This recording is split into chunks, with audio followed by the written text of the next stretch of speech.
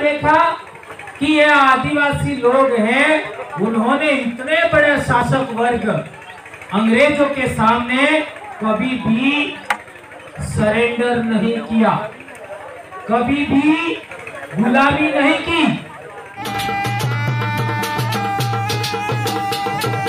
देने वाला नहीं बनना है, देने वाला बनना, और देने वाले हम ऑलरेडी हैं। ये तो पिछले 75 साल में नया डेवलपमेंट हुआ है। और वो कैसे हुआ? तो उन लोगों ने एक रिसर्च किया। ये इतिहास की बहुत महत्वपूर्ण बात, कड़ी याद रखना, तो आपको सब बात क्लियर होगी, वरना नहीं होगी। उन लोगों ने देखा, क्या देखा कि ये आदिवासी लोग हैं, उन्होंने इतने बड़े शासक वर्ग अंग्रेजों के सामने कभी भी सरेंडर नहीं किया, कभी भी गुलामी नहीं की। तो ये देश आजाद होने के बाद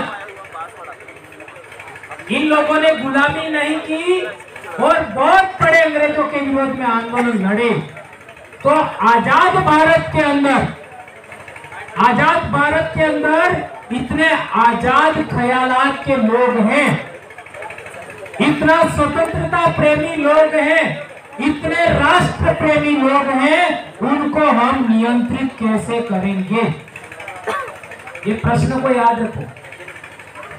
इतने स्वतंत्रता प्रेमी, इतने राष्ट्र प्रेमी, इतने आजादी के ख्यालातों से भरे हुए आदिवासी लोगों को आजाद भारत में हम कैसे कंट्रोल करेंगे, कैसे अनुशासित करेंगे? तो उन लोगों ने योजना बनाया। कब योजना बनाया? 1947 से 1951 के बीच।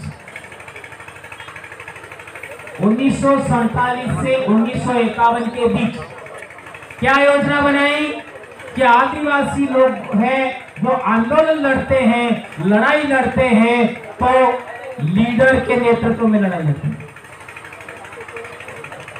बिरसा मुंडा, चिंता भीम, खाजिया नाइक, भीमा नाइक, इधर अपना राणा पूजा, यानी आदिवासी योग्यतम आदिवासी लीडर, ध्यान रखिए, योग्यतम आदिवासी लीडर के नेतृत्व में आदिवासी आंदोलन लड़ता है तो उसको परास्त करना मुश्किल होता है। तो उन्होंने योजना बनाया। क्या योजना बनाया? कि आदिवासी समाज में लीडर पैदा ही नहीं होना चाहिए। क्या नहीं होना चाहिए? आदिवासी समाज में लीडर पैदा ही नहीं होना चाहिए। और ये 75 साल में इन्होंने करके दिखा दिया। आज आदिवासी समाज लैक ऑफ लीडरशिप की समस्या से जूझ रहा है।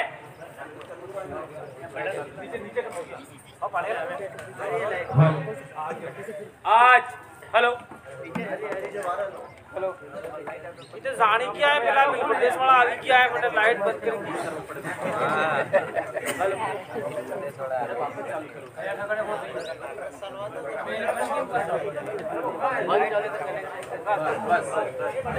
हाँ, आज आदिवासी समाज लैक ऑफ लीडरशिप की समस्या से जूझ रहा है। लैक ऑफ लीडरशिप का मतलब क्या हुआ? आज आदिवासी समाज पूरे देश में लैक ऑफ लीडरशिप की समस्या से जूझ रहा है। क्या है लैक ऑफ लीडरशिप? नेतृत्व का अभाव। अरे यार बहुराज जी तुम्हें गाड़ा दे गया, तो गड़ी गड़ी नेता है कि नेतृत्व में तुम्हारे दिमाग में भी अभिषेक, गली गली में नेता है। आप कह रहे हो नेतृत्व नहीं है। 1947 से पहले आदिवासियों का नेतृत्व आदिवासी के द्वारा चयनित होता था, आदिवासियों के द्वारा सेलेक्ट होता था। सही कह रहा हो गलत कह रहा हो?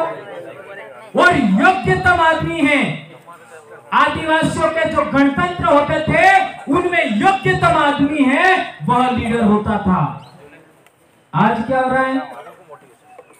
जो उनकी चमचागिरी करे, अधिकतम गुलामी करे, उसको नेता बनाया जाता है। आए समझ में? तो लैक ऑफ लीडरशिप हुई कि नहीं हुई? नेतृत्व का अभाव हुआ कि नहीं हुआ?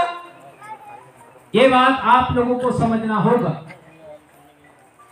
अब उस जमाने में एक और महत्वपूर्ण बात होती थी कि योग्यतम आदमी है वह लीडर तो होता था, लेकिन आपके गणतंत्र के अंदर कोई योग्य और आदमी नया खड़ा हो जाता। देखो ये दो इंपॉर्टेंट बात याद रखना। आपके संगठन का मतलब उस टेरिटरी, पूरी पट्टी, पूरे गणतंत्र के अंदर एक योग्य आदमी है, उसकी उपस्थिति में, उसके जिंदा रहते हुए कोई दूसरा आदमी योग्यतम खड़ा हो जाता था तो नेतृत्व अपने आप ट्रांसफर हो जाता था। ये दो बातों को समझिए। नेतृत्व उस पहले वाले लीडर की उपस्थिति में, उसके जिंदा रहते हुए अपने आप ट्रांसफर हो जाता था। तो आदिवासियों के गणतंत्र थे वो सदा सदा के लिए योग्यतम लीडर के नेतृत्व में ही यहां तक चलते हुए आए। इसलिए हजारों साल से इस देश में आदिवासियों के विरोधी लोग भारत में सदा आते रहे, फिर भी आदिवासी कभी किसी का गुलाम नहीं बना। आज क्या हुआ? एक नेता जब तक जिंदा रहता है तब तक दूसरे नेता को पैदा नहीं होने देता। होता है क्या? नहीं होता है? अच्छा, मरने के कगार पर आया तो मेरे ही घर में नेता होना चाहिए। अब ये गलत है कि राइट है, उसके लिए मैं उदाहरण देता हूं।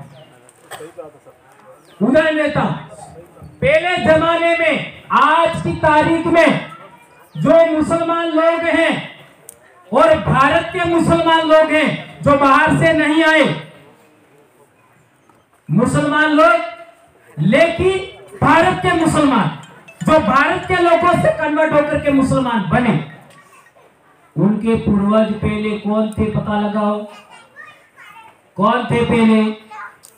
तो हो सकता है आज के ओबीसी वर्ग के लोग हैं वो होंगे, हो सकता है आज के एससी वर्ग के लोग होंगे वो होंगे, हो सकता है आदिवासी वर्ग के लोग हैं वो होंगे।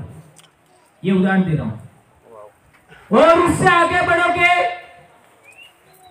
तो अंततः गणतंत्र के लोग ही उनके पूर्वज थे। ध्यान रखिए, गणतंत्र सबसे इंपॉर्टेंट है। गणतंत्र, इसको समझना, गणतंत्र के लोग ही उनके पूर्वज थे आज के मुसलमानों की। लेकिन बहुत सारे मुसलमान भारत में बाहर से आए, ये बात अलग है। और दूसरी बात है, आज बहुत सारे लोग ओबीसी वर्ग में हैं, उनके पूर्वज कौन थे? पता लगाओ। तो उनके पूर्वज भी एक जमाने में गणतंत्र के लोग थे। आज के एससी के लोग हैं, उनके पूर्वज पहले क्या थे? उनका पता लगाओ तो वो भी यही निकलेगा कि उनके पूर्वज पहले गणतंत्र को मानने वाले थे। आज के मैं समझता हूं 20 से 30% राजपूत वर्ग के पूर्वज भी गणतंत्र को मानते थे। लेकिन सबसे जहरीली कोई वस्तु इस धरती पर है, वह है विचार। सबसे जहरीली वस्तु। आज यूक्रेन और रशिया के बीच में लड़ाई हो रही है तो उसका कारण भी विचार है। एक धर्म से दूसरे धर्म के बीच में लड़ाई होती है तो उसका कारण भी विचार है। एक जाति से दूसरी जाति के बीच में लड़ाई होती है तो उसका कारण भी विचार है। दुनिया में सबसे जहरीली कोई वस्तु है तो वह है विचार। उस समय में 6वीं शताब्दी ईसा पूर्व जब हमारे देश में गौतम बुद्ध पैदा हुए थे मगध साम्राज्य का विकास हो रहा था।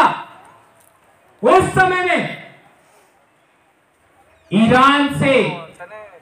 ईरान का जो राजा थे हखामनी वंश के, साइरस दारवयुस, जिसको दारा प्रथम भी कहते हैं, डेरियस भी कहते हैं, उसने हमारा आज का पाकिस्तान अफगानिस्तान का जो बेल्ट है, सिंधु घाटी सभ्यता का जो बेसिन था पंजाब तक का, वो इलाका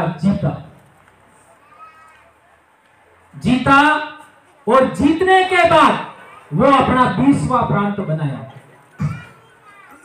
कौन सा प्रांत बनाया? 20वां। यानी 19 पहले थे, ये 20वां।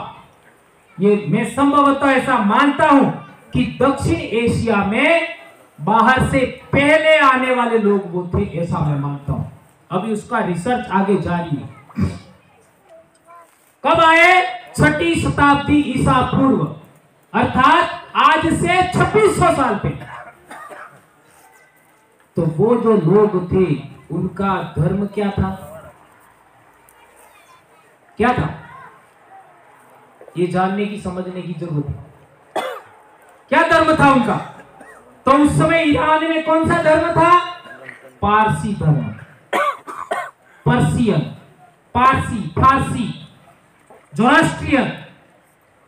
जोरास्ट्रियन भी कहते हैं। और उनकी महान विशेषता क्या थी? सूर्य उपासक थे, अग्नि उपासक थे। सूर्य उपासक, अग्नि उपासक। उससे पहले का इतिहास देखोगे, कोई सूर्यवंशी राजा नहीं मिलेगा, कोई चंद्रवंशी राजा नहीं मिलेगा, कोई अग्निवंशी राजा नहीं मिलेगा, क्योंकि वो कल्पना केंद्रित होता है, कल्पना आधारित होता है। ये जो सूर्य उपासक और अग्नि उपासक लोग इस देश में आए और वो उस इलाके में बस गए, उसी समय ईरान के अंदर जैन अवेस्ता जो धर्म ग्रंथ था वो उस जमाने में वहां लिखा गया। और भारत में जैन अवेस्ता के समांतर ही ऋग्वेद लिखा गया है। उन दोनों की भाषा सेम है, खास अंतर नहीं है। अब आपको बहुत सारी बात समझ में आ गई होगी कि इतिहास क्लियर क्यों नहीं होता।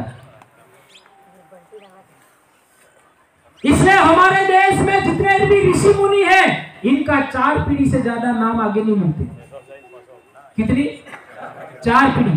कोई भी ऋषि मुनि उठा लो, 4 पीढ़ी आगे नाम नहीं मिलेगा। अब क्यों नहीं मिलता है? और रिसर्च करिएगा, ये जो मैंने बोला उसी।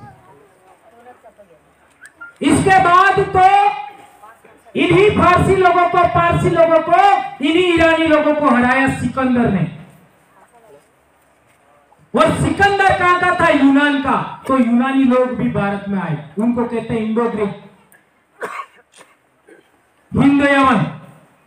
उसके बाद में हमारे देश में शक लोग आते हैं, वो भी मध्य एशिया से आए। इसके बाद में हमारे देश में पहलव लोग आते हैं। ये पहलव लोग भी ईरान के थे, वो भी जोरास्ट्रियन धर्म को मानते थे, वो आए शक के बाद। इसके बाद में हमारे देश में कुषाण लोग आए। ये कुषाण लोग भी उसी सिस्टम को मानते थे। इसके बाद में हमारे देश में 5वीं शताब्दी में हूण लोग आते हैं और अंत में आते मंगोल। मंगोल लोगों का पीछे नाम के आगे खान लगता है, तो कई लोग ऐसा कहते हैं खान का मतलब मुसलमान होगा। वो मुसलमान नहीं थे। उनका धर्म क्या था ये भी पता लगाओ मंगोलों का। और इसके बाद में हमारे देश में कौन आता है मंगोलों के बाद? तो आपको पता होगा, मंगोलों से भी पहले आ जाते हैं आपका अरब लोग। ये अरब लोग थे, वो पहले मुसलमान थे भारत में आने वाले। इसके बाद में तुर्क लोग आते हैं और तुर्क लोगों के बाद में मंगोल लोग आते हैं भारत में। और इसके बाद में मुगल लोग आते हैं और इसके बाद अंग्रेज लोग आते हैं। तो अंग्रेज अकेले वापस चले गए, दूसरे तो यही बैठे हुए। अब सवाल यह पैदा होता है कि भारत इतने लोग आए तो वो कहां गए, वो ही समझने की जरूरत है। आपकी समस्याओं का समाधान करना है तो ये इतिहास आपको जानना होगा, और ये कोई माई का लाल आपको बताने वाला नहीं। क्यों बताने वाला नहीं है? आपके जो नेता हैं वो फेसबुक पर पोस्ट करते हैं, व्हाट्सएप पोस्ट करते हैं, ट्विटर पर पोस्ट करते हैं, क्या वो अपनी मर्जी से लिखते हैं? मर्जी से लिखते हैं?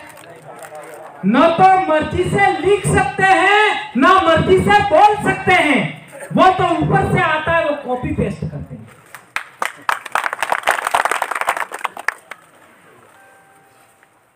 आपके लीडर मर्जी से पोस्ट नहीं कर सकते, मर्जी से लिख नहीं सकते, मर्जी से बोल नहीं सकते, ऊपर से निर्देश होता है, उसको मात्र कॉपी पेस्ट करते, उसके अलावा कुछ नहीं। बहुत बड़ी बात, बहुत बड़ी बात समझनी है। हम लोगों ने ऐसे ही अपनी नौकरी दांव पे नहीं लगाई, ऐसे ही नहीं लगाई। हम लोगों ने अपनी जान जोखिम में ऐसे ही नहीं डाली। मैं तो बाप की अकेली संतान हूं और पहला बेटा हूं, मैं 5 बहनें मेरी, और 2010 से मैं बीमार हूं। अभी मेरा ऑपरेशन भी हुआ है। अब आप पहले वाला भंवरलाल परमार के समान बोलता हुआ आप मेरे को नहीं सुनोगे। वो पहले वाला ने सुन लिया, वो क्या कहेंगे, वो एक प्रकार के जीनियस लोग थे, सुनने वाले, बोलने वाला जीनियस नहीं था। अब मेरा ऑपरेशन भी हुआ है, तो मैं जो बताना चाह रहा हूं वो बात अपने दिमाग में बिठा लो, सीख लो। कोई माई का लाल ये रिसर्च भी करने वाला नहीं है भविष्य में, ये हमको पता है। इसलिए हम लोग अंतिम क्या कह सके, ये पीढ़ी भी अंतिम है आदिवासियों के लिए काम करने वाले। उससे आगे तो आज के आदिवासी तो क्या कर रहे हैं आप देख रहे हो। आज बच्चा पढ़ने के लिए तैयार नहीं है स्कूल में, ये भी कई सारे स्कूलों में हो रहा है। आज से 30 साल पहले 1991 में जब निजीकरण आया, उस समय माँ बाप भी बच्चे को पढ़ाने के लिए तैयार थे, बच्चा भी पढ़ने के लिए तैयार था, टीचर भी पढ़ाने के लिए तैयार था। आज उल्टा हो गया। कैसे हुआ ये भी आपको समझना होगा। 1991 में उस समय किसी भी स्कूल में आप देखोगे तो आदिवासी बच्चे ही स्कूल टॉप करते थे, क्लास टॉप करते थे। तो इन लोगों ने सोचा इसी तरीके से ही आदिवासी बच्चे पढ़ने लगे, आगे बढ़ने लगे, हम पिछड़ जाएंगे। तो आदिवासियों को पिछाड़ने के लिए निजीकरण का बिल लाए। वेरी गुड, सही बात। और प्राइवेट स्कूलें बनाई, और प्राइवेट स्कूलें बनाने के बाद उन्होंने अपने बच्चों को प्राइवेट स्कूल में भेजा और हमारे बच्चों को सरकारीकरण में रखा। और इसके बाद सोचो, सर्व शिक्षा अभियान आया। क्या आया? सर्व शिक्षा अभियान। और सर्व शिक्षा अभियान में क्या हुआ? कर्मचारी को जिम्मेदारी दिया, टॉयलेट बनाओ, कमरे बनाओ। अब टॉयलेट बनाओगे तो ऊपर से जो नियम है कि इतनी रेत वापरनी है, इतना सीमेंट वापरना है, इतनी मजदूरी वापरनी है, तो कोई गलती तो आएगी नहीं आएगी टीचर में? आएगी नहीं आएगी? अरे तलवाड़ा में रेत आसानी से मिलती है, यहां से 25 किलोमीटर कोई दूर गांव है, स्कूल है, वहां पर रेत कितने में पड़ेगी? महंगी पड़ेगी रे? तो कहीं कहीं से एडजस्ट करना पड़ेगा, नहीं करना पड़ेगा? करना पड़ेगा। तो इसी एडजस्टमेंट के चक्कर में मास्टर से गलती हुई। ये मास्टर को गलती किसने करवाया? सरकार ने। ओके, मास्टर से गलती हुआ तो उसने ऊपर वाले अधिकारी को या जयन को या जो भी ऊपर था उसको थोड़ा सा चॉकलेट दिया। क्या दिया? चॉकलेट दिया। उस जमाने से आज तक मास्टर, हमारे कर्मचारी भाई अपने आप को गिल्टी महसूस करते हैं।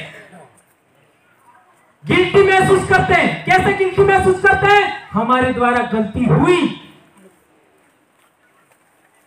हमारे द्वारा गलती हुई ऐसा महसूस करते हैं अंदर अंदर, इसलिए बोलने से डरते हैं।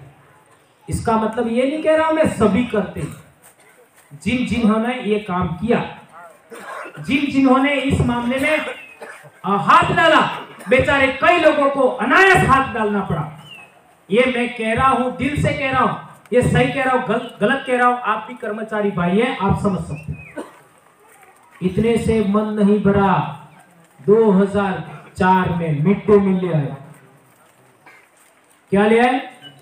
Mid day meal. उसका बजट भी फिक्स था, इतना लकड़ी पर खर्च करना है, इतना तेल पर करना है, इतना दाल पर करना है, इतना इस पर करना है। अब बेचारा फिर इस चक्कर में, बिल बनाने के चक्कर में फिर फंस गया।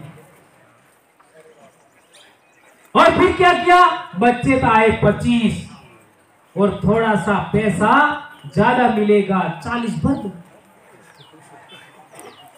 ये सब चीजें देखिए किस तरीके से बड़ा षड्यंत्र हुआ है।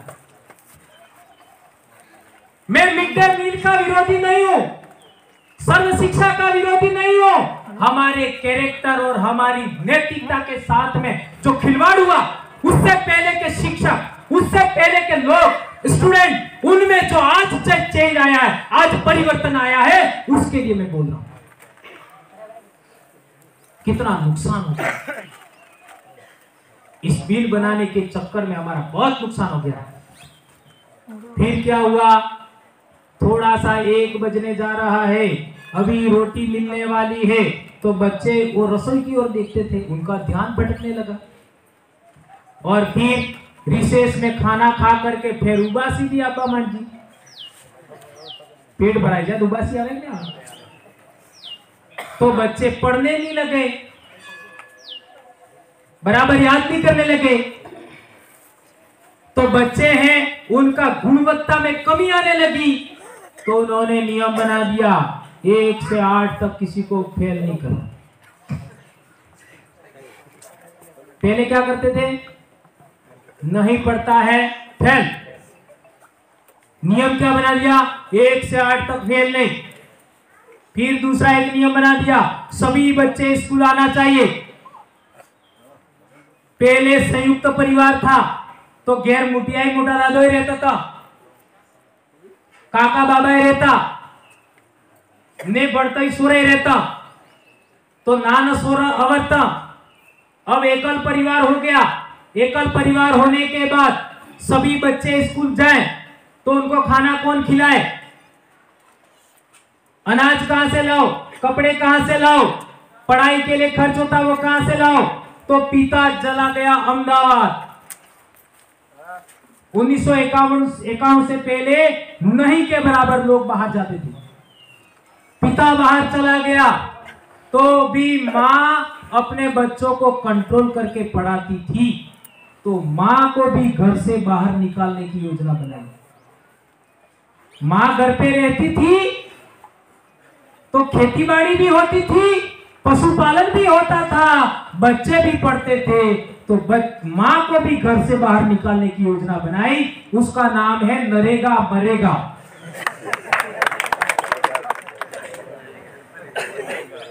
मैं नरेगा का भी विरोधी नहीं हूं, इसके साइड इफेक्ट गिना रहा हूं। अब माँ चली गई नरेगा में, पिता चला गया अहमदाबाद, क्योंकि नरेगा में पैसा कम मिलेगा। पिता चाहेगा कि मेरे परिवार की अर्थव्यवस्था अच्छी हो, सुख सुविधाएं अधिकतम मिले, ज्यादा पैसा मिलना चाहिए। अब ज्यादा पैसे के चक्कर में वो ऊपर चला गया और वो 100 रुपट्टी के लिए, 200 रुपट्टी के लिए, अब कितनी मिलती है मुझे पता नहीं, उसके लिए वहां चली गई। पशु खत्म, खेती खत्म, और पहले नान सो रहे अणद राखवा बल्ले एक सोरो आज राख चुके, बीजू सोरो काल राख चुके। स्कूल में जाता मार साहब सोरा हाई ने पेलो काले आ धमोड़ी पाट दू। छोरा घबरा गया, वे आई बोले राके घेर, वे मार साहब कूटे तो सोरो स्कूल आबा घेर ते नकले वाटे खोवाई जाए, गायब। इतने से भी बात नहीं बनी, इतने से भी बात नहीं बनी। आप आगे देख लीजिए, इन लोगों ने देखा कि बच्चे सबसे ज्यादा स्कूल कब आते हैं। पहले तो साल भर स्कूल आते थे, साल भर स्कूल आते थे, पर इन्होंने औसत निकाला। क्या औसत निकाला? बच्चे जुलाई, अगस्त, सितंबर, अक्टूबर में सबसे ज्यादा स्कूल में जाते हैं। तो योजना बनाई। क्या योजना बनाई? उस योजना का नाम है 16 सोमवार। जानते हो 16 सोमवार? मैं पढ़ता था तब नहीं के बराबर 16 सोमवार था, नहीं के बराबर। आज कितना है आप अंदाजा लगा लीजिए। जिस दिन 16 सोमवार होता है उस दिन लड़कियां और लड़के बहुत सारे स्कूल ही नहीं आते हैं। पढ़ाई से ज्यादा महत्वपूर्ण क्या हो गया? ओके, इससे भी काम नहीं बना। मीनावाड़ा वाली ये अनाज टाइम 4 महीने में सारा कटला दाड़ा 10 दाड़ा। इससे भी बात नहीं बनी। वो महाराष्ट्र पूना वाले 10 दिन के लिए आ गए। इधर तमिलनाडु आप जानते हो, वो 10 दिन। ये मैं पढ़ता था तब नहीं था, आप भी पढ़ते होंगे तब नहीं था। इतने से भी बात नहीं बनी। बोल मारी अम्बे, जय श्री राम। ये यात्रा में लगा दिए रामदेवरा। ये पहले हम पढ़ते थे तब नहीं था, क्या था? इतने से भी बात नहीं मानी। घर में हम क्या करते थे? ये अपने वाड़ी जबरा तो अपने पत्र आता था पहले, घर में नहीं थे, घर में काम काम कर पे, बरोबर। और इतने से भी नहीं बनी। 1 महीने का कार्तिक स्नान और क्या क्या गिनाओ, 118 दिन का, इन 4 महीनों में 118 दिन के त्योहार है। अब आप देख लीजिए, जिन 4 महीनों में सबसे ज्यादा बच्चे स्कूल आते थे वो बर्बाद हो गया। और आप दिल पर हाथ रख के जो शिक्षक है वो तो बता दीजिए, दिसंबर से अप्रैल तक कितने बच्चे स्कूल आते हैं? दिसंबर से अप्रैल तक कितने बच्चे स्कूल में आते हैं? 10% भी नहीं आते। आ रहे क्या? और उतने से भी सरकार ने पहले से नियम बना रखा था कि बोर्ड परीक्षा तो मार्च में ही होगी। ये भी षड्यंत्र है। आदिवासी लोग सबसे ज्यादा होली को महत्व देते हैं। और ओली ने दाड़ा में मनक ने पोग में मशीन ने लगाबू पड़े, अपने आप धड़ को आवे, अंदर से आता है, फीलिंग्स आती है, अंदर से आती है वो होली पर। तो होली पर ही परीक्षा, इससे भी हमारी पढ़ाई का नुकसान हुआ। पर एक अच्छा काम होता था, ओली नो थम उगो रे अटली बार विवाह ने थाता था, ओली वहां विवाह थाता था। तो रही सही कसर इन लोगों ने ये भी कर दिया कि होली से पहले विवाह करवा दो, ताकि सदा के लिए पढ़ाई बर्बाद हो जाए, बंटा ढार हो जाए। और आजकल देख सकते हो आप, होली से पहले भी विवाह होने लगे, पढ़ाई का बंटा ढार हो गया। बच्चे कितने स्कूल आ रहे बता दीजिए। ये पूरे उदयपुर संभाग के आदिवासी भाइयों से मेरा सवाल है कि आपके बच्चों को पढ़ाई करवाने के लिए, आपके बच्चों की पढ़ाई को जारी रखने के लिए आप लोगों को जुलाई से मार्च तक कोई फेस्टिवल में नहीं जाना होगा। यह प्रण करना होगा, यह प्रण करना होगा। और विवाह हमेशा होली के बाद होना चाहिए, तब जाके हमारी पढ़ाई जिंदा रहेगी। ये बहुत बड़ी बड़ी बातें मेरे भाई। ये सब बातें कैसे होगी? इतना बोल दिया मैंने, चलो एपीओ करो मास्टर को, चलो मास्टर को निलंबित करो, तो बेचारे सारे मास्टर डर गए, सारे कर्मचारी लोग डर गए।